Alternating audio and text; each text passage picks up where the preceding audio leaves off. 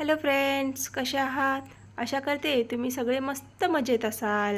तर आज मी तुमच्यासाठी घेऊन आली आहे बटर नान आणि त्यासोबत खाण्याकरिता मस्त अशी काजू करी. तर चला पाहूया आपली पुढची रेसिपी. तर त्यासाठी मी ते 1 पाव मैदा घेतलेला आहे. त्यामध्ये मी 1 वाटी एवढी दही ॲड करून घेतली आहे. थोडंसं बघू शकता इथे तुम्ही बेकिंग पावडर ॲड केला आहे आणि 1 चिमूटभर 1 पिंच एवढा मी बेकिंग सोडा ॲड करून घेत आहे.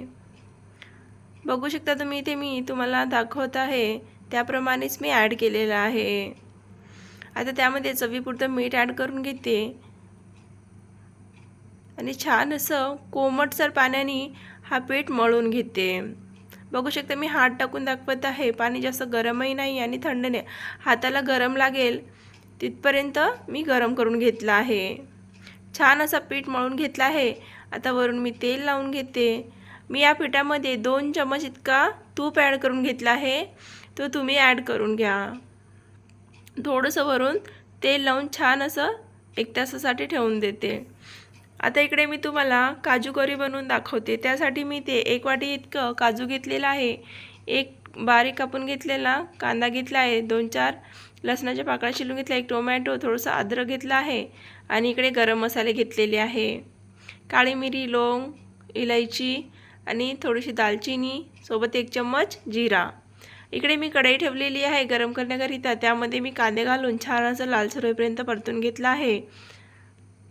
आता मी त्यामध्ये थोडंसं अर्धा चम्मच इतका तेल ॲड करून घेणार आहे, जेणेकरून आपले सगळे मसाले व्यवस्थित शिजतील. छान असं 1 मिनिट परतून घेतलं आहे. आता मी त्यामध्ये 4-5 काजू ॲड करून घेतला आहे. काजू ॲड केल्याने आपली ग्रेव्ही खूप छान लागते. आता मी त्यामध्ये 4-5 लसूण चिरून घेतलेले पाकळ्या घालून घेतले आहे आणि आपला जो गरम मसाला होता तोही ॲड करून घेतला आहे. त्यामध्ये मी अद्रकचा तुकडाही ॲड केलेला आहे आणि सोबतच 1 टोमॅटो बारीक कापून घेतलेला तोही ॲड करून घेतला आहे. आपला मसाला व्यवस्थित शिजला पाहिजे म्हणून थोडंसं मी चवीपुरतं मीठही ॲड केलं आहे. मी भाजीमध्ये पण नंतर ॲड करणार आहे म्हणून मी थोडं कमीच ॲड केलं आहे. आता मी तो मसाला काढून घेतलेला आहे. त्याच कढईमध्ये मी थोडंसं तेल टाकून असे आपले काजू थोडेसे लालसर होईपर्यंत भाजून घेतलेले आहे. बघू शकता 1 कढई घेतली आहे. त्यामध्ये मी तेल घालून घेतलं आहे. तेल छान असं व्यवस्थित गरम झालेलं आहे. त्यामध्ये तेजपत्ता घालून मसाला सोडलेला आहे. बघू शकता मसाला छान शिजला आहे. आता त्यामध्ये मी बाकीचे आपले मसाले ॲड करून घेते. 1 चम्मच गरम मसाला घातला आहे, 1 चम्मच धने पावडर, अर्धा चम्मच हळदी पावडर, 1.5 चम्मच इतका लाल तिखट ॲड करून घेतला आहे. छान असं 1 ते 2 मिनिट परतून घेते आणि मी तो पॉट धुवून अर्धा वाटी इतकं पाणी त्यामध्ये ॲड करून घेते.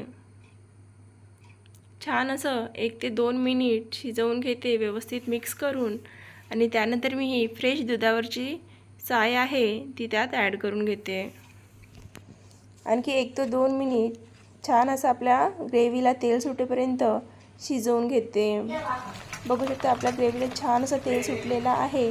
आता मी त्यामध्ये आणखी थोडंसं चवीपुरतं मीठ ॲड करून घेते. सोबतच मी ते काजू फ्राय करून घेतले होते ते काजू यात ॲड करून घेते. बघू शकता आपल्या भाजीला किती छान असा तेल सुटलेला आहे. आता आपली भाजी खाण्याकरिता रेडी झालेली आहे. जर का तुम्हाला ही माझी रेसिपी आवडली असेल तर तुम्ही माझ्या चॅनलला लाईक आणि सबस्क्राईब करायला विसरू नका. सोबतच तुम्ही कमेंटमध्ये पण कळवा की तुम्ही माझी रेसिपी ट्राय केली की नाही. जर केली असेल तर तुमची रेसिपी कशी बनली. बघू शकता भाजीला किती छान असा तेल सुटला आहे. आता मी तुम्हाला नान कसा बनवायचा ते सांगते. आपल्या पिठाला जवळपास अर्धा 1 तास झालेला आहे. छान असा पीठ मऊसूत झालेला आहे. मी असे मोठे 4 गोळे करून घेतलेले होते. त्यामधला मी 1 गोळ्याच्या प्रमाणे लाटून घेतला आहे आणि खालच्या बाजूनी त्याला पाण्याचा हात लावून असं गरम तव्यावर ठेवला आहे. बघू शकता मी अशाप्रमाणे यावर टाकून घेतला आहे. छान असा इकडून तिकडून तवा फिरवून गोल सगळी बाजूनी व्यवस्थित असं शिजवून घेणार आहे. बघू शकता तुम्ही मी अशाप्रमाणे व्यवस्थित नान भाजून घेणार आहे. खायला एवढी चविष्ट लागते. एकदा तुम्ही घरी नक्की ट्राय करा. अजिबात तुम्हाला वाटणार नाही की मैद्याची पोळी असेल, तुम्ही यामध्ये पीठ मळताना तुपाऐवजी तेलही ॲड करू शकता. जर का तुम्हाला तूप आवडत असेल तर तुम्ही तूपही ॲड करू शकता. मी यामध्ये तूप ॲड केलेलं आहे. बघू शकता छान अशी मी पोळी शेकून घेतलेली आहे सगळी बाजूनी. आता मी तुम्हाला दुसरी पोळी अशाच प्रमाणे करून दाखवते.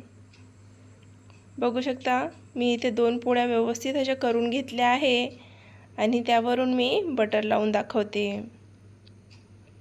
छान असं व्यवस्थित बटर लावून घ्यायचं. जास्त आवडत असेल बटर तर थोडं जास्त लावून घ्या.